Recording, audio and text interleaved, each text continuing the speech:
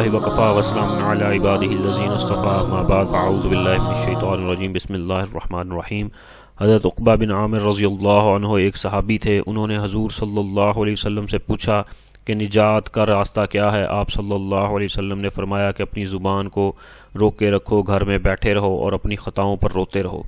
حضرت اماں جان عائشہ صدیقہ رضی اللہ تعالیٰ عنہ نے ایک مرتبہ دریافت کیا کہ کیا آپ صلی اللہ علیہ وسلم کی امت میں کوئی ایسا بھی ہے جو بے حساب کتاب جنت میں داخل ہوگا؟ حضور صلی اللہ علیہ وسلم نے فرمایا ہاں، جو اپنے گناہوں کو یاد کر کے روتا رہے۔ میرے آقا کا ایک اور ارشاد ہے کہ اللہ رب العزت کے نزدیک دو قطروں سے زیادہ کوئی قطرہ پسند نہیں، ایک آنسو کا قطرہ جو اللہ کے خوف سے نکلا ہو، دوسرا خون کا قطرہ جو اللہ کے راستہ میں گرا ہو۔ ایک جگہ ارشاد ہے کہ قیامت کے دن 7 آدمی ایسے ہوں گے جن کو اللہ جل شانہ اپنا سایہ عطا فرمائیں گے۔ ایک وہ شخص جو تنہائی میں اللہ کو یاد کرے اور اس کی وجہ سے اس کی آنکھوں سے آنسو بہنے لگیں۔ حضرت ابوبکر صدیق رضی اللہ عنہ کا ارشاد ہے جو رو سکتا ہو وہ روئے اور جس کو رونا نہ آئے وہ رونے کی صورت ہی بنا لے۔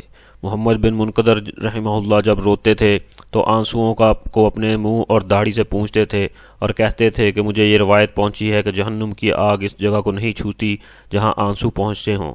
ثابت رحمہ اللہ بنانی کی آنکھیں دکھنے لگیں۔ طبیب نے کہا کہ ایک بات کا وعدہ کر لو، آنکھ اچھی ہو جائیں گی، کہ رویا نہ کرو، تو آپ نے فرمایا آنکھ میں کوئی خوبی ہی نہیں اگر وہ روئے نہیں۔ ترمذی اتحاف۔ اللہ رب العزت مجھے، آپ کو اور پوری امت مسلمہ کو آپ صلی اللہ علیہ وسلم کے طریقوں کے مطابق اللہ رب العزت کے حکموں کو پورا کرنے کی توفیق نصیب فرمائے، آمین۔